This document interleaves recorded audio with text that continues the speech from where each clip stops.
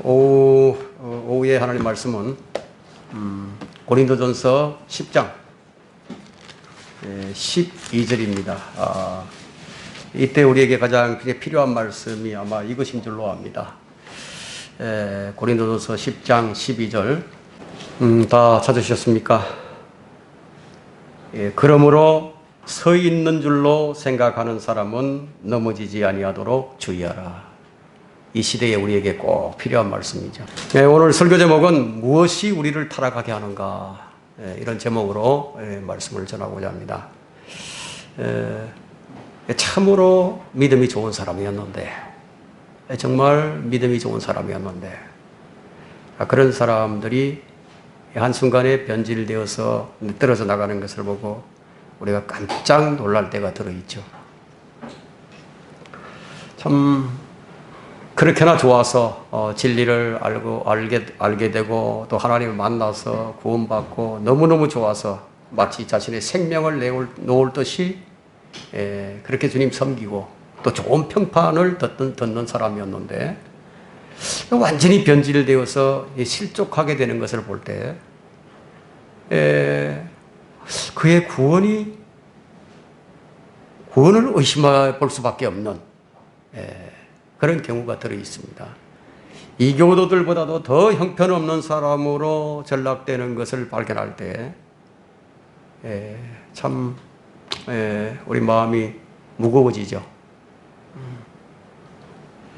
그런 그 사람들 중에 대표적인 사람이라고 한다면 아마 그 유명했던, 우리 한국에도 왔다 갔죠. 여의도 광장에 100만 인파를 모이게 했던 그 유명한 복음 전도자 빌리 그레엄이, 그 빌리 그레엄 목사가 대표적인 사람이에요. 그의 마지막이 변질되어 버렸죠. 우리는 가끔 교회를 떠나는 사람들을 보면서 다음에는 누가 떠나게 될까? 또 누가 떠나게 될까? 그런 염려가 생기죠. 교회를 떠난 사람들이 여기저기 이 교회 저 교회 다니다가 완전히 또 타락을 했다는 그런 소식을 들을 때 우리는 충격을 받게 됩니다. 그것이 주님을 떠난 것이라는 사실을 우리가 알게 될 때 우리는 놀라지 않을 수가 없어요. 그래서 우리는 우리 자신 역시 타락할 수 있는 존재란 사실을 늘 기억하면서 깨어 있어서 주의해야 할 것입니다. 우리가 가장 주의해야 할 것은 영적 느슨함이에요. 나태함. 이것을 주의해야 합니다. 이 영적 나태함은 우리가 잘 감지하지 못할 정도로 찾아옵니다. 잘 감지가 안 됩니다. 서서히 오기 때문에. 백슬라이딩, 뒤로 미끄러지는 것을 타락이라고 얘기할 수 있는데, 영적인 성도들도 자아중심이 되고 또 성경에서 눈이 벗어나게 되면 그는 뒤로 미끄러집니다. 그리스도인들은 이제 믿음의 출발선상에 서서 이제 달려나가는 이 경주하는 선수와도 같은데, 선수는 달리는 사람은 목적이 분명하죠. 출전하는 선수는 목적이 아주 분명합니다. 승리를 위한 목적이 있는 거예요. 그 승리를 위해서는 규칙을 지켜야 되고 또 열심히 달려야 합니다. 그 승리를 목표로 하지 않는다면 그 출전하는 선수는 어떻게 되겠습니까? 열심을 안 내겠죠. 출전하는 선수들이 많이 있는데 어떤 선수들은 열심을 안 내요. 승리를 목표로 하지 않는다 이거예요. 나는 승리 안 해도 좋다고, 그냥 참가만 해도 좋다. 그럼 열정이 안 나와요. 선수는 목적을 가지고 달려야 됩니다. 실제 우리가 1등을 못 하더라도 끝까지 달려야죠. 힘차게 달려나가야죠. 이게 승리를 위해서는 규칙도 지켜야 되고 열심히 달려야 합니다. 결승점을 향해서. 여기서 한눈을 팔게 되면 그냥 뒤로 처지게 됩니다. 경주라는 것은 쉬운 것이 아닙니다. 힘들죠. 너무너무 힘들죠. 열심을 내는 것도 열심을 내야 되겠지만 때로는 체력이 고갈되기도 합니다. 예? 그리고 정해진 대로 달려가야 하기 때문에 정해진 것들이 있어요. 정해진 출발선이 있고, 정해진 거리가 있고, 정해진 코스가 있고, 정해진 목표점이 있고, 정해진 상이 있습니다. 그래서 디모데후서 2장 3절로부터 5절에는 그런즉 너는 예수 그리스도의 훌륭한 군사로서 고난을 견뎌내라. 전쟁에 임하는 자는 아무도 이생의 일들에 얽매이지 아니하나니 이는 자기를 군사로 뽑은 자를 기쁘게 하려 함이라. 또 이기려고 애쓰는 사람이 규칙대로 하지 아니하면 멸류관을 얻지 못하리라. 그러면 믿음의 경주에서 규칙대로 행한 유일한 사람이 있다면 누구를 꼽을 수 있겠습니까? 우리는 한 사람을 성경에서 발견하게 되는데 그가 누구냐 하면 나를 따르라고 말했던 사도 바울입니다. 유일하게 나를 따르라고 했습니다. 예수님의 제자들은 모두 실족한 경험들이 있습니다. 예수님의 제자들은 3년 반이나 주님을 따르고 배웠지만 그들의 마지막이 모두 무엇이었냐면 실족이었어요. 주님은 승리하셨는데 제자들은 모두 패배했어요. 우리는 성경을 통해서 제자들이 도망가는 장면을 봅니다. 모두가 다 도망가 버렸어요. 베드로가 3번이나 주님을 부인하고 마지막에는 주님 모른다고, 전혀 모른다고, 그런 모습들도 우리가 이제 바라보게 되죠. 자, 구약에서 지혜의 왕이었던 솔로몬의 타락을 우리는 구약 성경에서 봅니다. 아브라함과 동행했던 롯의 타락을 보죠. 신약에서는 바울과 동역했던 동역자들이 바울을 떠나는 것을 봅니다. 대만은 세상을 사랑해서 떠나버렸습니다. 교회 내에도 타락한 성도들이 꽤 많이 있었습니다. 그 가운데 대표적인 사람이라면 후메네오와 알렉산더가 있죠. 디오트레페 같은 사람도 있어요. 사도 바울과 또 요한에게 정면으로 반기를 들었던 사람입니다. 동일한 믿음, 동일한 주님을 믿으면서 왜 이런 일들이 발생하게 되는가 하는 거예요. 마음이 타락했기 때문에. 그들의 타락의 주된 원인이 교만이에요. 그러므로 서 있는 줄로 생각하는 사람은 넘어지지 아니하도록 주의하라. 아무리 믿음이 좋은 성도라도 넘어질 수 있다. 얼마든지 넘어지고 미끄러질 수 있다는 거예요. 시편 73편을 기록했던 아삽은요, 자신이 타락할 뻔했던 그런 경험을 얘기합니다. 시편 73편 2절과 3절을 보게 되면 한번 볼까요? 73편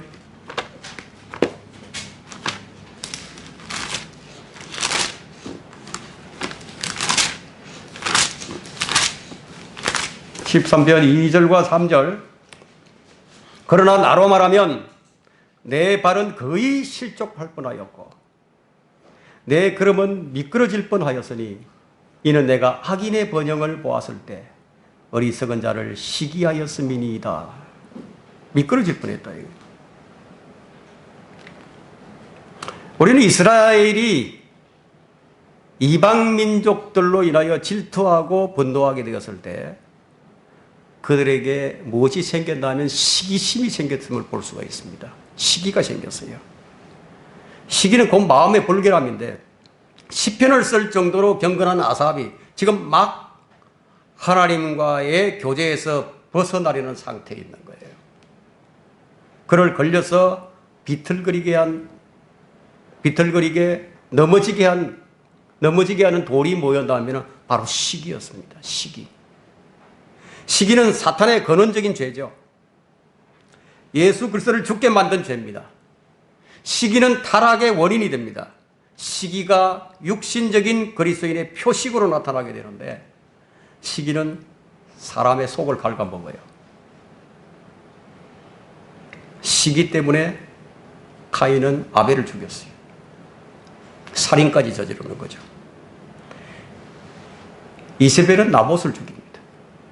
사울왕은 다윗을 죽이려고 시도하게 되었고 시기 때문에 이방인들로 하여금 그리스도를 믿지 못하게 하려던 유대인들이 정죄를 받게 된 겁니다.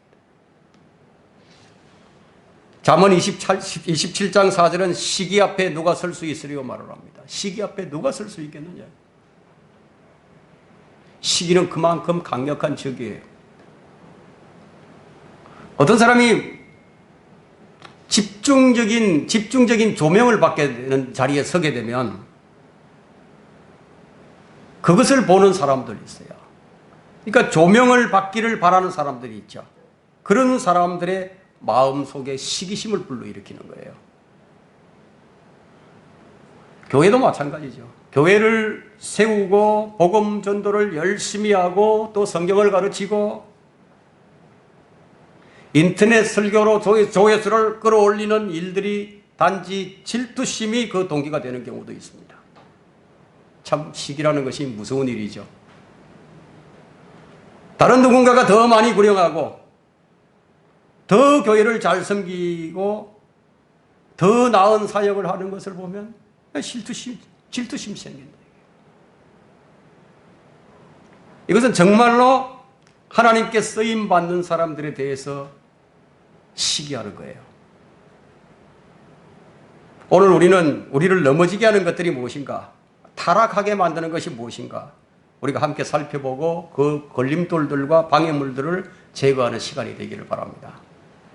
무엇이 우리를 타락하게 하는가? 첫 번째는 자신의 마음을 지키지 못할 때 타락하게 됩니다. 주님을 떠나게 된다 이거예요. 그래서 잠언 4장 23절에는 열심을 다하여 내 마음을 지키라. 이는 삶의 문제들이 거기서 나옵니다. 타락이라는 것은 외적인 것이 아니라 내적인 것인데, 근데 내적인 것이긴 하지만 그 요인은 외적인 것으로부터 시작이 되는 거예요. 솔로몬이 바로 그런 경우였습니다. 솔로몬의 마음이 이스라엘의 주 하나님으로부터 돌이켜진 까닭에 주께서 그에게 진노하시니라. 그러니까 우리가 주님으로부터 마음이 돌이켜지면 주님께서 진노하시는 거예요. 주께서 전에 그에게 2번 나타나셔서 이 일에 관하여 명하시어 그가 다른 신을 따라가서는 안 된다고 하셨는데 그가 주께서 명하신 것을 지키지 아니하였으므로. 열왕기상 11장 9절과 10절인데요. 솔로몬이 무엇 때문에 주를 떠나게 된 것인가? 누군가로부터 영향을 받은 거예요. 그 교제가 이렇게 중요한 겁니다. 누구와 교제를 하느냐 이거예요. 사람은 영향을 안 받을 수가 없어요. 영향을 받게 돼 있습니다. 솔로몬은 아내들로부터 영향을 받는 거예요. 어떤 환경에서 누구와 함께하며 사는가? 이것은 그 사람의 마음에요. 많은 영향을 미칩니다. 나는 어떤 상황, 또 어떤 환경, 어떤 경우라도 넘어지지 않는다. 여러분 자신할 수 있습니까? 우리는 자신할 수 없어요. 인간은 다 넘어집니다. 주님으로부터 마음이 떠나게 되는 것은 시간 문제예요. 그래서 요한은 어린 자녀들아 그분 안에 계속 거하라. 그분 안에 계속 거하라. 야고보도 자유의 온전한 법을 주시하고 그 안에 머물라고 했어요.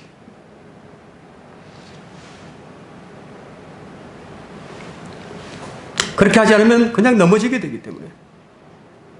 타락이란 무엇인가가 들어와서는 안 될 것이 외부로부터 안으로 들어올 때 발생을 하게 됩니다.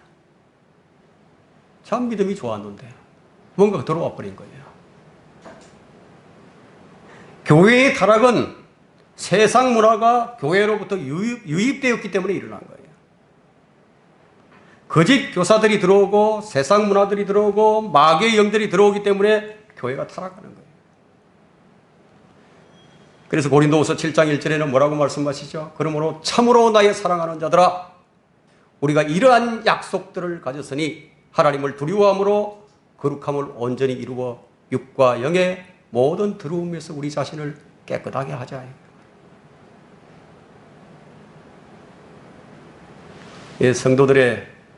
성도들이 타락하는 그 원인이 뭐냐면 바로 마음을 지키지 못하기 때문에 일어납니다. 육신의 정욕들과 온갖 거짓 교리들이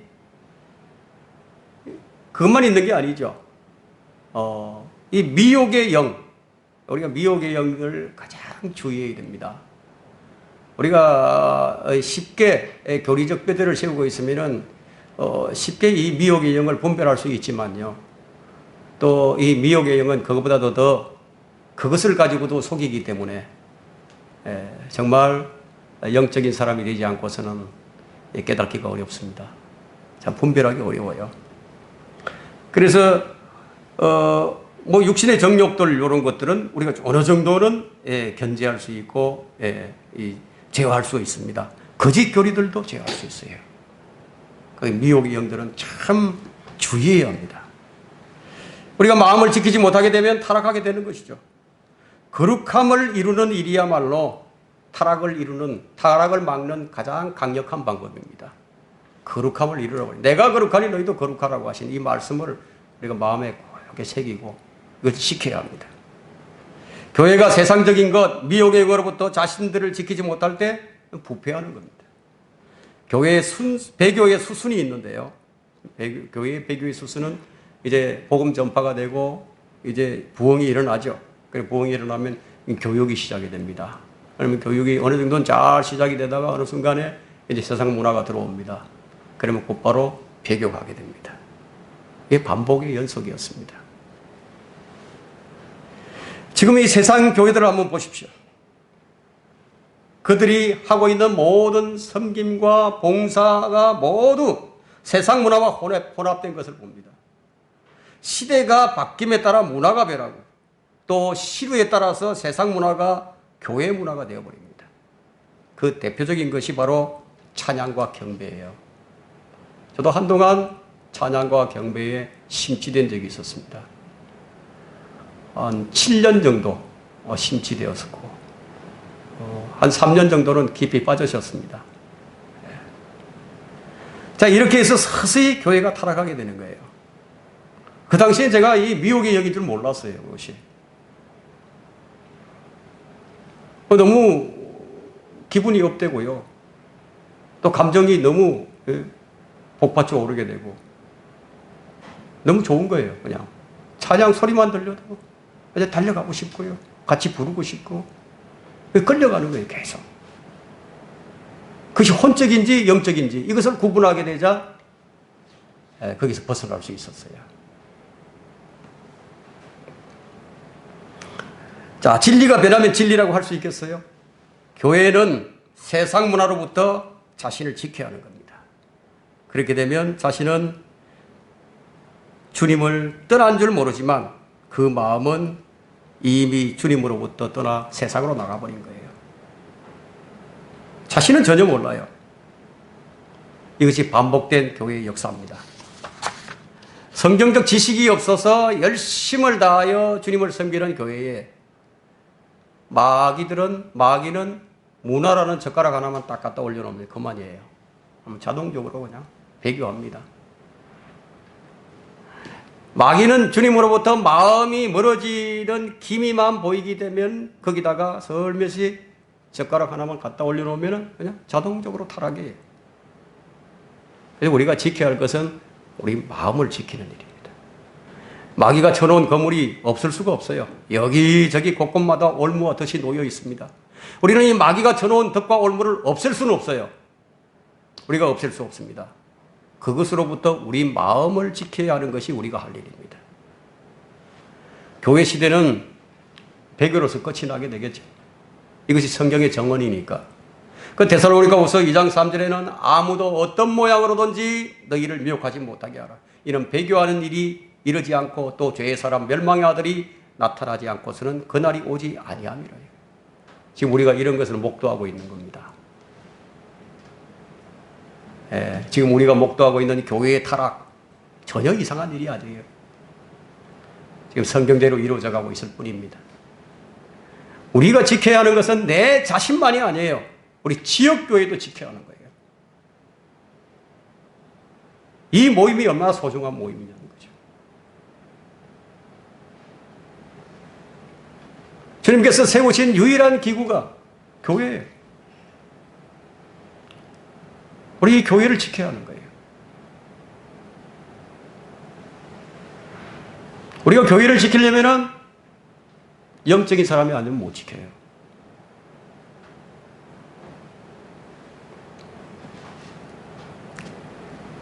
회심이라는 것은 주님으로, 세상으로부터 이제 주님을 향해 이 마음이 돌아서는 것을 회심이라고 하는데, 주님으로부터 세상을 향해 마음이 돌아서는 것을 타락이라고 하죠.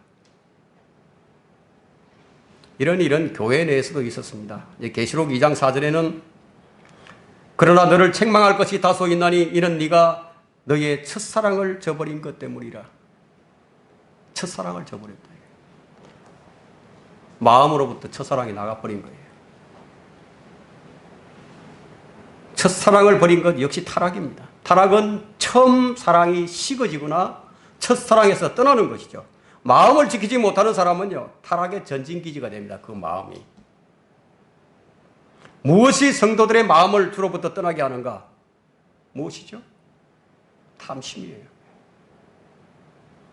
탐심은 우상숭배인데, 아브라함과 함께 순례길을 떠났던 롯이 왜 타락했죠? 마음의 탐심 때문이었어요. 엘리사의 종이었던 게하시는 왜 타락했죠? 탐심 때문이었습니다. 아칸이 왜 멸망했죠?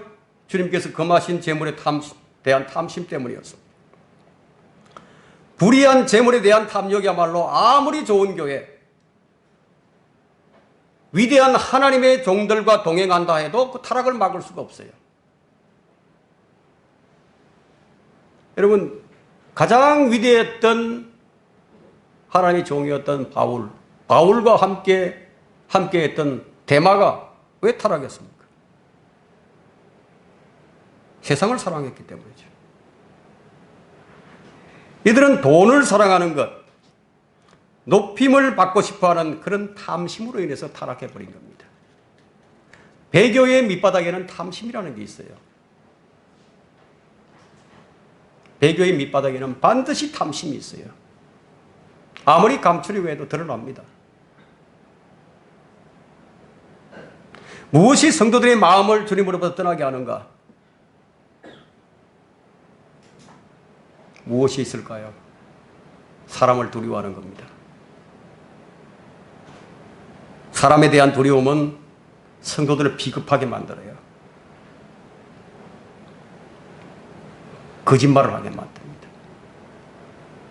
사람을 두려워하면 덫에 걸리나 주를 신뢰하는 자는 누구나 안전하리라. 잠언 29장 25절에 말씀하고 있죠. 베드로는 사람을 두려워하다가 주님 배반해 버렸어요. 왜 이런 말씀들을 기록해 두셨을까요? 무엇이든지 전에 기록된 것은 우리의 교훈을 위한 것이라고 했죠. 우리의 교훈을 주시기 위해서입니다.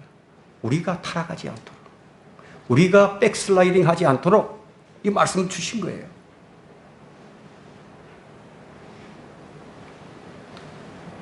빌라도는 민심을 두려워하다가요, 무죄한 주님을 정죄해 버렸습니다. 두려움에는 하나의 법칙이 있는데, 하나님을 두려워하면 사람을 두려워하지 않고 사람을 두려워하면 하나님을 두려워하게 됩니다. 그래서 법칙이에요. 무엇이 성도들의 마음을 주님으로부터 떠나게 만드는가? 교만과 거만이에요. 거만. 이 사람의 마음은요, 멸망에 앞서 거만해지고 존귀에 앞서 겸손이 있느니라고 했습니다. 겸손하지 못한 사람은 존귀 여김을 못 받습니다. 멸망하는 사람들 앞에는 항상 거만이라는 게 있습니다. 잠언 16장 18절에는 교만은 멸망에 앞서 있으며 거만의 영은 멸망에 앞서 있느니라. 교만이라는 것은 정의를 한다면은 자신을 높이고 하나님을 낮추는 거예요.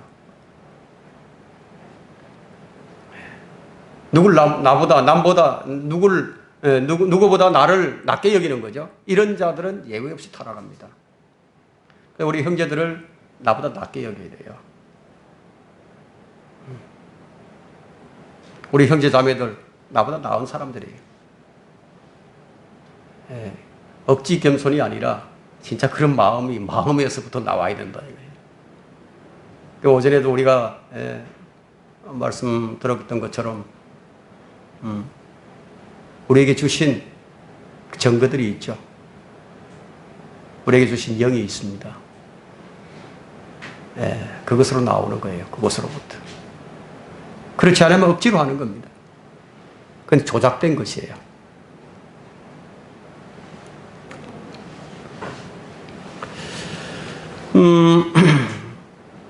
지식이, 교만이라는 것은 참 우리가 참 지식만 가지고 논할 수 없습니다. 지식의 많고 적음에 의해서도 이 교만이 생겨나기도 하지만 지식이 없는 사람도 교만할 수 있습니다.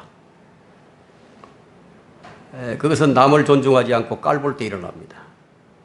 그리스도인이 주의해야 할 것은 또 허영심인데, 허영심에 빠지면 사람이 거만해지고 교만해지게 됩니다.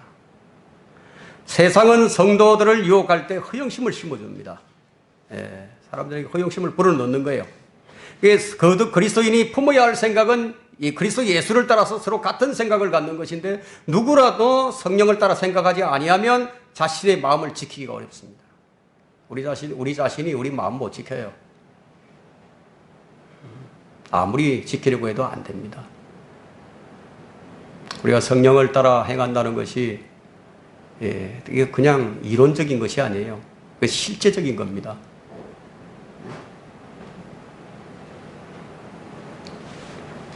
영적인 생각을 가지게 되면 그 생각은 하나님의 일들을 생각하게 되죠. 우리가 성령과 한 영이 되었지만 육신을 따르게 되면 육신의 일들을 생각하지 성령의 일들을 생각할 수 없습니다. 누구를 따르느냐예요.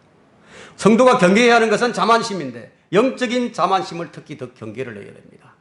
육신적인 자만은 성도들이 쉽게 경계를 합니다. 그러나 이 영적인 자만심은요, 서서히 진행이 되기 때문에 본인이 잘 못 느껴요. 자만은 마음이 타락한 자들의 특징입니다. 그래서 잠언 14장 14절에는 마음이 타락한 자는 자기의 행위로 채워지겠고 선한 사람도 자기의 행위로 만족하리라. 참 분별이 어렵다 이거예요. 같은 만족이 오니까 어렵다 이거예요. 마음이 타락했다고 해서 열성이 없는 것도 아닙니다. 열성은 행위를 낳기 마련입니다. 잘못된 열성은 잘못된 행위를 만들어내고 그 행위로 또 만족을 합니다. 그러나 그것이 영적이라 할지라도 자아는 언제나 그 자만심을 부추깁니다.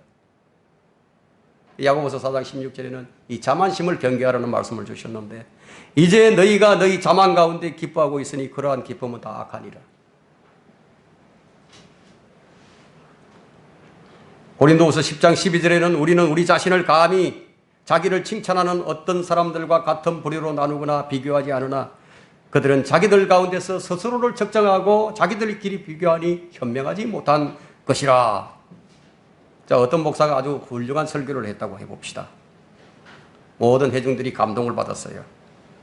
정말 은혜가 넘치는 설교였습니다. 그 예배가 끝나자 어떤 성도가 다가와서 그 목사님에게 하는 얘기가, 오늘 목사님 설교가 너무너무 은혜로웠습니다. 그렇게 칭찬을 해주자 그 목사가 하는 말이, 이미 마귀가 다녀갔습니다. 마귀가 와서 너 잘했어. 야, 오늘 참 설교 잘했어. 속삭이고 가는 거예요. 자만은 이렇게 경계해야 하는 겁니다. 무엇이 우리를 타락하게 하는가? 두 번째, 주의 명령에 대한 불순종이 타락의 원인이 됩니다. 사울은 하나님께 불순종했습니다. 그때 주님은 사울을 왕으로 세우신 것을 후회하셨어요. 사무엘상 15장 11절에 내가 사울을 세워 왕으로 삼은 것을 후회하노니 이는 그가 나를 따르는 것에서 돌이켜 내 계명들을 이행하지 아니하였음이라 하신지라. 사무엘이 슬퍼하여 밤새도록 주께 부르짖더라. 참 이 성도들의 타락은요, 신실한 성도들의 마음을 너무너무 아프게 만드는 거예요. 한 성도가 타락하게 되면 정말 신실한 성도들 마음 한번 보세요. 얼마나 몇 날 며칠 계속해서 아프죠. 참 슬픈 거예요. 사울은 긍정적인 사람이었어요. 그 사고방식이 긍정적이었습니다. 부정적인 것을 긍정적으로 바꾸려는 시도는요, 아말렉과의 전쟁에서 나타나게 되는데, 그러나 사울과 백성이 아각을 살려두었고 양들과 소들과 기름진 것들과 어린 양들과 모든 좋은 것 중에서 가장 좋은 것은 남겨두고 완전히 멸하기를 원치 아니하였으며 천하고 쓸모없는 것들은 완전히 멸하였더라. 얼마나 긍정적인가 보세요. 참 긍정적이죠. 천하고 쓸모없는 것, 이 부정적인 것들을 싹 없애버렸어요. 부정적인 것들은 명령의 명령대로 다 수행을 했는데, 좋은 것들, 아주 긍정적인 것들은 명령대로 하지 않았다. 사울의 문제가 무엇입니까? 주의 말씀을 무시하면서까지 해야 했던 것이 무엇입니까? 버리기가 아까웠어. 너무너무 아까웠어. 너무 좋으니까요. 자, 이런 것들은 우리 신앙생활에 흔히 일어나는 일들입니다. 긍정적인 사고는 무엇입니까? 자기 좋을 대로, 자기 마음에 옳은 대로 하는 거죠. 주의 말씀과는 상관없이. 주의 말씀이 뭐 맞으면 좋고 안 맞으면 버린다. 내 생각에는 이렇게 하는 것이 하나님께서 좋아하실 것이다. 이런 생각까지 갔습니다. 사울왕이 안 그랬겠습니까? 사울왕도 그런 생각을 가졌다. 사실 자기 합리화예요. 다 이게 타협인데요. 주로 긍정적인 사고방식에서 나옵니다. 긍정적인 사고방식이 어떻게 사람을 멸망시키는지 아십니까? 긍정적인 사고방식. 좋은 것 같지만 사람을 멸망시키기도 합니다. 이 문제는 이브가 겪었던 문제였습니다. 이브가 먹은 그 나무 자체는요, 나쁜 것도 없고 악한 것도 없었지만 인류 전체를 멸망으로 몰아넣어버렸습니다. 이것이 지금도 여전히 구원받은 성도들 앞에 놓여있는 가장 큰 걸림돌인데, 하나님을 두려워하지 아니하면 결코 이 걸림돌을 피할 수도 없고 이해할 수도 없다는 거예요. 곧 보기에는 좋고 먹기에도 좋은 먹음직스럽고 현명하게 할 수 있을 것 같다 보이는 가치 있는 것들은 사실 에이즈보다도 훨씬 더 해로울 수 있다는 사실을 알지 못하는 겁니다. 자신의 유익 때문에 눈이 멀어버립니다. 말씀의 불순종, 눈 딱 감고 실행해버립니다. 사람들이 무엇을 가장 좋아하죠? 돈이에요. 여러분, 돈이 많으면요, 목에 힘이 쫙 들어갑니다. 아닌 것 같아요? 돈이 많으면 어깨에 힘이 탁 들어갑니다. 돈이 많으면요, 여유가 생겨요. 자유도 있습니다. 돈이란 그런 거예요. 근데 저는 도스토옙스키가 얘기했죠. 이 돈, 재물이 가져다 주는 것은 여유가 있지만 그 여유는 조작된 것이라고.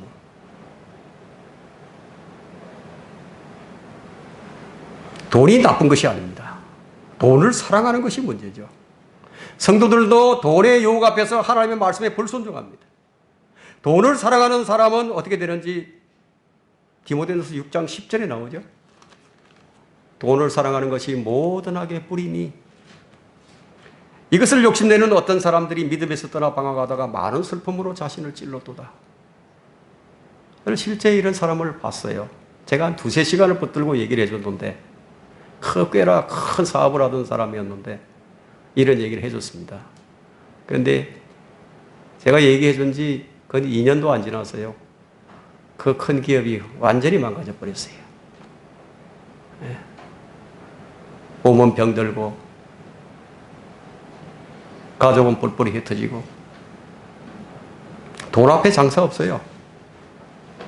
세상의 모든 제도와 시스템, 그리고 인간의 삶의 질, 생로병사에까지 돈이 영향을 미치지 않는 곳이 있는지 한번 보세요. 다 미칩니다.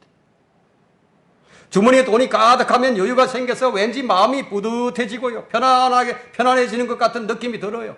돈이 있으면 여행도 즐길 수 있죠. 맛있는 음식도 먹을 수 있죠. 좋은 음식도 들으면서 좋은 곳에서 시간을 보낼 수도 있습니다. 이것이 조작된 여유예요. 돈이 가져다주는 여유. 그러나 돈에는 문제가 있는 것이 아닙니다. 그 돈을 향한 마음이 어떤가 하는 거예요. 주님께서 왜 많은 것들 가운데 하필이면 돈과 하나님을 비교하시면서 돈과 하나님을 동시에 섬길 수 없다고 말씀하셨죠. 돈은 사실 우리 인간을 타락케 하는 가장 큰 걸림돌입니다. 우리는 잘 믿는 성도들이 주를 떠나서 타락하게 되는 것을 자주 보게 되는데 그 가운데 하나가 결혼이죠.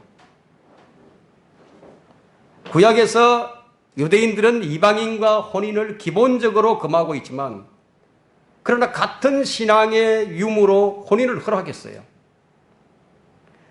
롯은 이방 여인이었지만 보아스와 결혼해서 주의 계보에 그 이름이 오르는 영예를 얻었습니다. 신약 시대에도 역시 동일하죠. 같은 믿음을 소유하지 않는 자들과 결혼을 금하고 있습니다. 믿지 않는 자들과 멍에를 같이 맺지 말라. 의와 불의가 어찌 관계를 맺으며 빛이 어둠과 어찌 사귀겠느냐. 그래서 결혼 문제로 인해서 믿음이 파산하는 사람들을 많이 봅니다. 특히 이제 결혼이 그 정년기가 있는데 그걸 지나게 되면 나이가 좀 들면 자 이제 믿음 외에 다른 것을 배우자의 조건으로 삼는 경우들이 있습니다. 뭐 그래도 안 믿는 자라도 복음을 전해서 구원받으면 되지 않느냐 이거예요. 그가 구원받았는지 안 받았는지 어떻게 합니까? 결혼을 목적으로 해서 얼마든지 거의로 믿는다고 말할 수 있어요. 만에 하나 그가 거짓으로 구원을 받았다면 그의 결혼 생활이 행복이 있겠어요? 그때부터 불행은 시작입니다. 가장 지혜로웠던 솔로몬조차도 이방 여인들로 인해 타락을 했다면 여러분의 믿음을 스스로 높이 평가하지 않는 한 감히 주의 말씀에 불순종하면서까지 결혼을 시도하지는 않을 것입니다. 자신은 타락하지 아닐 것이라는 그런 자만심은요, 교만 외에 다른 것이 아니에요. 느헤미야 13장 26절에 이스라엘의 솔로몬 왕이 이런 일로 범죄하지 아니하였느냐? 많은 민족들 가운데서 그의 하나님의 사랑을 받은 그와 같은 왕이 없었으니 참 하나님께 큰 사랑을 받은 왕이었죠. 하나님께서 그를 왕으로 삼아 온 이스라엘을 다스리게 하셨느니라. 그러나 그조차도 이방 나라 여인들이 죄를 짓게 하였느니라. 우리 영향을 안 받을 수 없어요. 같이 살게 되면 더 영향을 받게 되죠. 불신자의 결혼은요, 타락의 길에 들어선 것입니다. 모든 타락은 빛 대신 하나님과의 교제가 없을 때 일어나게 됩니다. 요즘 어떤 형제가 엉망이다. 예? 믿음이 점점 사라져가고 일은 자꾸만 꼬여가고 뭐 기도도 잘 안 되고요. 이럴 때 한번 물어보세요. 지난주에 성경을 얼마나 읽었냐고. 무엇이라고 말을 할까요? 성경을 읽을 시간이 없었어? 성경 본 지가 꽤나 되었다고? 예로 2주 정도, 한 주, 2주 성경을 못 읽으면요. 기도하지 않았다면 당연히 일어나는 일이에요. 그런 일이 일어나지 않을 수 없어요. 그런데 성경을 많이 읽고 있는데 그런 현상이 일어난다면 그건 무엇이죠? 어떻게 물어봐야 되죠? 만일 이런 일들이 여러분에게 일어났다 이거예요. 열심히 읽고 있는데 기도 생활도 하는데 그러면 내가 성경을 읽고 난 다음 또 뭐를 했지? 성경을 읽고 무엇을 했는가? 그게 답이 있어요. 주님은 빛이시기 때문에 우리는 양다리를 걸칠 수가 없습니다. 성경은 주님이 빛이신 동시에 하나님의 말씀이 또 빛이라고 말씀하셨는데 주의 말씀은 내 발의 등불이요 내 길의 빛이니이다. 어떤 이는 도둑질하려고 불을 밝히는 경우도 있어요. 여러분은 주의 말씀을 읽으면서 죄를 함께 범하지 않아야 됩니다. 읽고 배운 성경 지식으로 자 형제들을 판단하고 형제들을 미워하는 일이 없어야 되겠죠. 타락은 서서히 진행이 되는 거예요. 타락에는 단계가 있습니다. 어느 날 갑자기 타락하지 않습니다. 물론 외부의 갑작스러운 변화와 충격으로 우리의 죄가 드러나는 경우도 있긴 있지만 대부분 타락은요, 가랑비에 옷 젖듯이 서서히 진행이 됩니다. 영적인 눈이 감기면 상대적으로 육신의 눈은 더 밝아지는 거예요. 그 누구를 만나든지 무슨 일을 만나든지 영적인 눈을 뜨고 있다면 실수하지 않는데, 영적인 사람은 상대를 만나서 몇 마디 나눠보면 그 사람이 어떤 사람인지 아는 거예요. 영적인 사람은 무슨 일을 할 때, 이 일이 하나님께서 기뻐하실까? 이거 기뻐하지 않겠는데? 아는 거예요. 이 일을 하게 되면 어떤 결과가 오게 될 것인지도 아는 거예요. 여러분, 주님의 제자들이 영적인 사람이 되었을 때 한 사람도 실족하는 사람이 없었어요. 근데 그들이 영적인 사람이 되기 전에 얼마나 실수가 많았는지 한번 보세요. 주님이 곁에 계시는데도, 옆에 계시는데도 불안해하고 두려워하고 안정이 없었어요. 그러나 그들이 영적인 사람이 되었을 때 그들은 두려워하지 않았습니다. 우리가 예를 좀 들어본다면, 육신적인 롯을 예로 들어본다면, 그가 보지 말 것을 보았을 때 일어났습니다. 타락은 믿음으로 걷지 않고 보는 것으로 걸을 때 시작이 됩니다.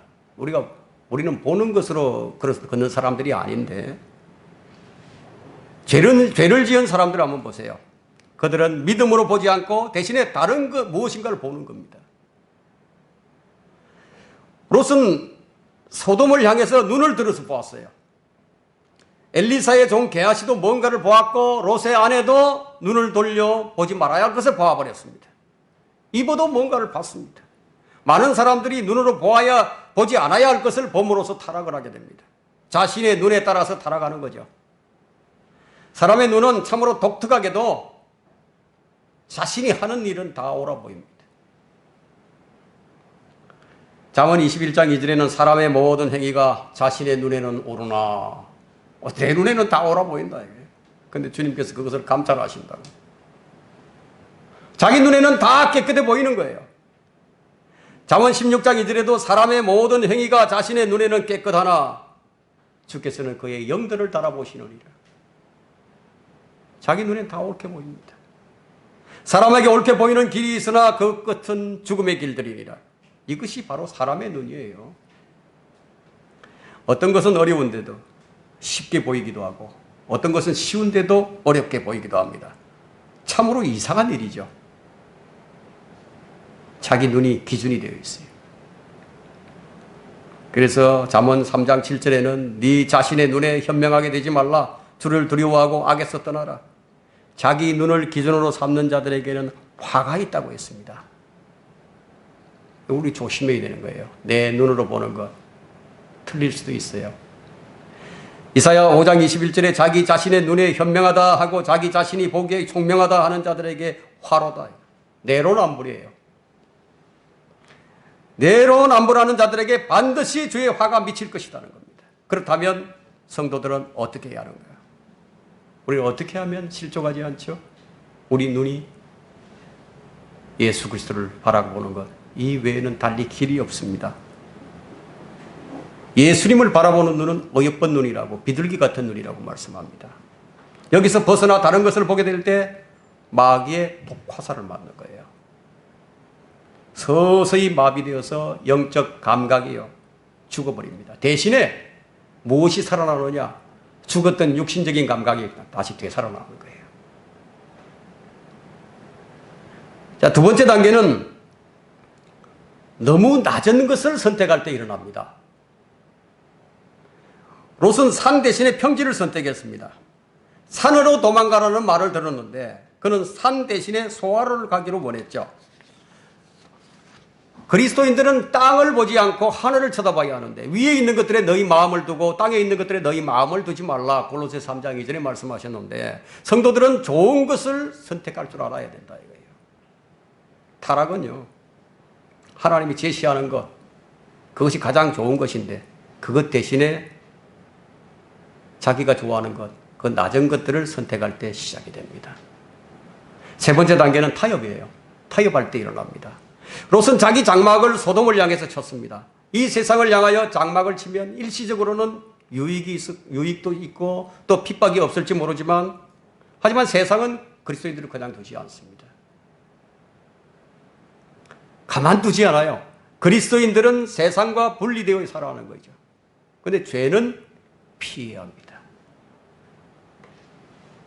이 정도는 괜찮겠지. 이 정도는 괜찮겠지.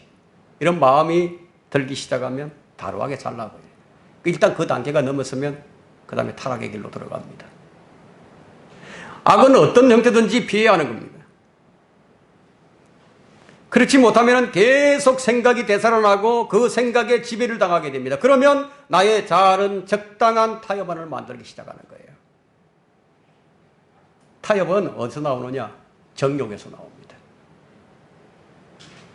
디모데후서 2장 22절에는 너는 또한 젊음의 정욕을 피하고 오직 순수한 마음으로 주를 부르는 사람들과 함께 의와 믿음과 사랑과 합병을 추구하라. 거기에서 다툼이 나는 것을 알미라. 그래서 악은 어떤 형태든지 피해야 하는 거예요. 타협이 손님처럼 다가오지만 피해야 한다. 어둠의 일에 관여하지 말아야 한다. 오히려 그것들을 책망할 줄 알아야 합니다.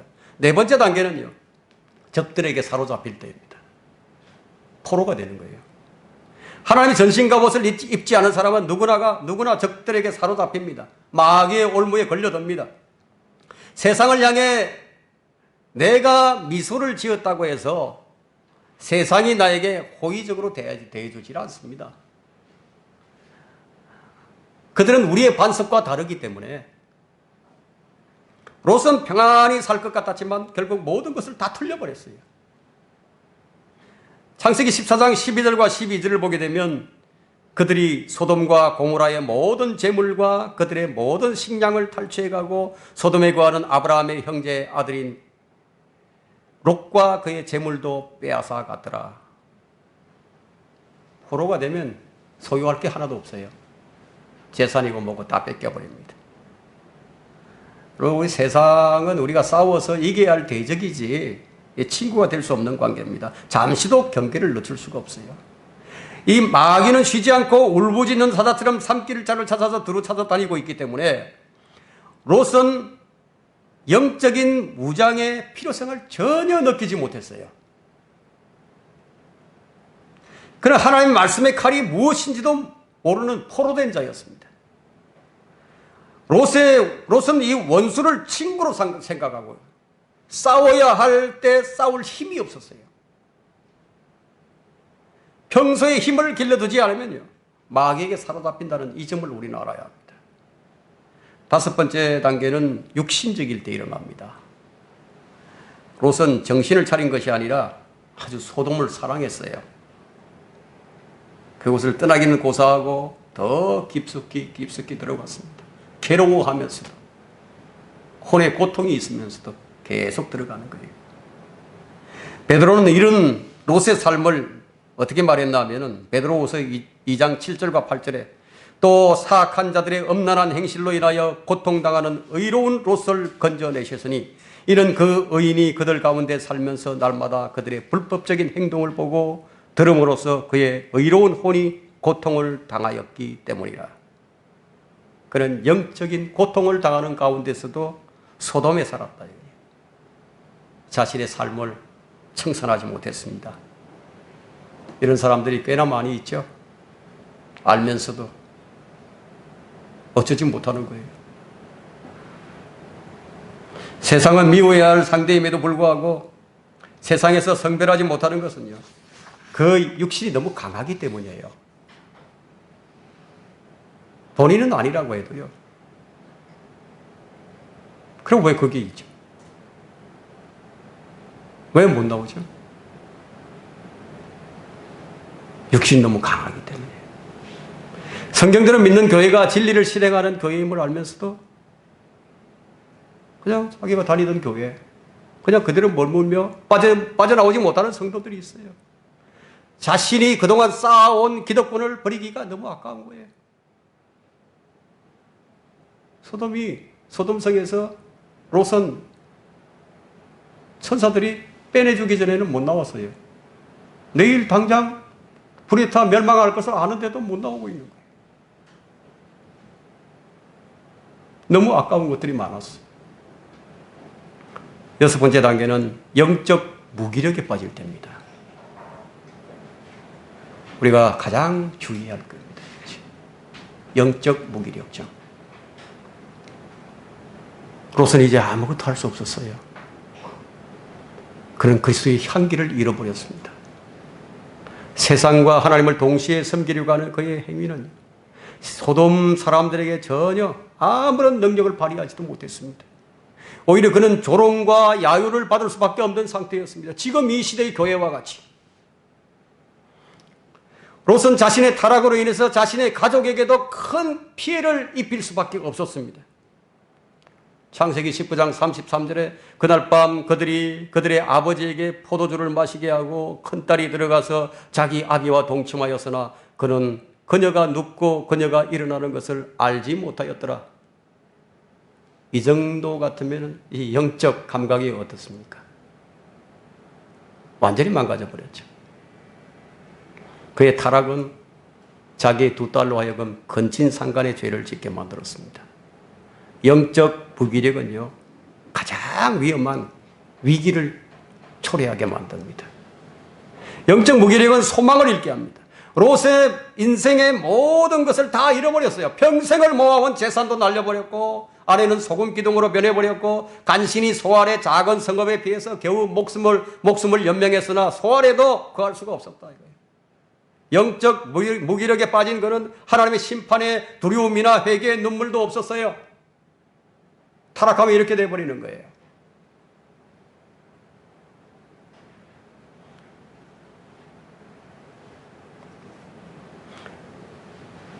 이제 영적 무기력증에 빠진 이 롯에게 남은 것이라고 뭐죠? 그 시름을 잃게 해줄 술밖에 없었다. 이거예요. 타락한 사람들 보세요. 다 술 중독돼가지고 그냥 길거리 아무 데서나 그냥 잠을 자죠. 술과 같이 따라다니는 것이 있는데 그게 바로 음행입니다. 이건 뭐 예나 지금이나 만고의 법칙이에요. 불변의 법칙입니다. 롯의 잘못된 선택은 점점 더 깊은 죄의 늪으로 빠뜨렸으며 하나님과는 완전히 동떨어진 삶을 살게 했습니다. 창세기 19장 34절에서 그 다음날 큰딸이 작은딸에게 말하기를 보라 어젯밤에는 내가 내 아버지와 동침하였으니 오늘 밤에도 아버지가 포도주를 마시게 하여 네가 들어가서 아버지와 동침하라. 이는 우리가 아버지의 씨를 보존하기 위함이라. 사람들이 정오할 만큼 끔찍한 일들이요, 바로 술과 관련돼서 일어납니다. 술로 인한 사고가 얼마나 많이 일어나는가요? 하룻밤에도 헤아릴 수 없는 사건들이 술로 인해서 일어납니다. 노아의 술 취함은 동성연애와 연관이 되어버렸고, 롯의 술 취함은 딸들과의 근친상간과 연관이 됩니다.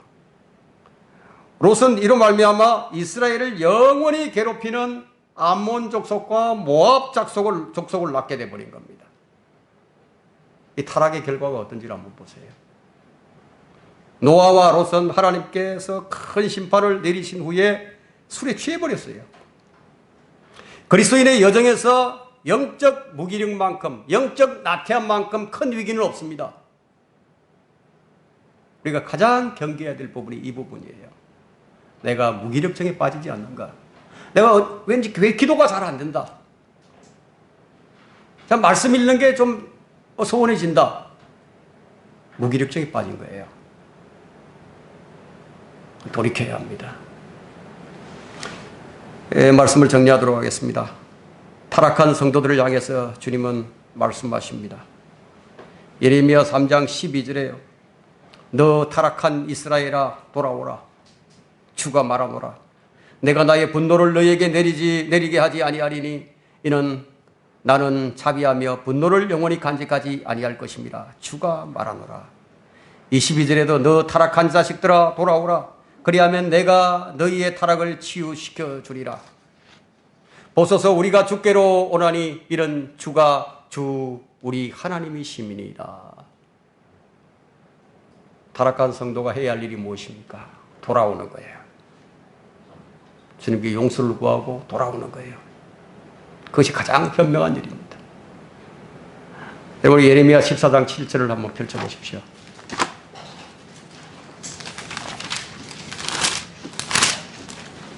예레미야 14장 7절에 오 주여, 우리의 죄악들이 우리를 거슬러 증거할지라도 주께서는 주의 이름을 위하여 그 일을 행하소서. 이는 우리의 타락함이 많으며 우리가 주를 거역하여 죄를 지었음이니이다. 우리가 죄를 지은 거예요. 우리는 이 나라가 죄를 지었어요. 우리 민족이 죄를 지어버렸어요. 이 나라의 교회들이 죄를 지어버렸습니다. 타락함이 너무 많아요. 주님은 치유와 용서를 약속을 해주셨는데, 내가 그들의 타락을 치유할 것이요 내가 그들을 마음껏 살아가리니 이는 내 분노가 그로부터 돌이켜졌습니다. 호세아 14장 4절 말씀입니다. 우리 주님은 이런 분이십니다. 문제는 우리가 돌이키지 않는 그것이 문제예요. 원치 않는 것, 성도들이 타락하는 일이 없어야 하겠지만 만에 하나 타락했을 경우에도 전혀 길이 없는 것은 아니라는 겁니다. 돌아오라는 거예요. 돌아오라. 그래서 주님의 기다림이십니다. 썩은 생수는 다시 회복시킬 수 없지만 타락한 성도는 돌아오면 완전히 회복시켜 주신다. 오늘 우리는 나로 하여금 주로부터 멀어지게 하는 것이 무엇이 있는지 우리 자신을 투영해 봐야 됩니다. 그리고 지금 나의 영적 상태를 점검해 봐야 됩니다. 혹시 내가 느슨해지진 않았는지, 내가 다른 이들에게 어떤 영향을 끼치고 있는지 우리 자신을 잘 살펴보고 우리가 한 단계 영적으로 성장하는 계기로 삼기를 바랍니다.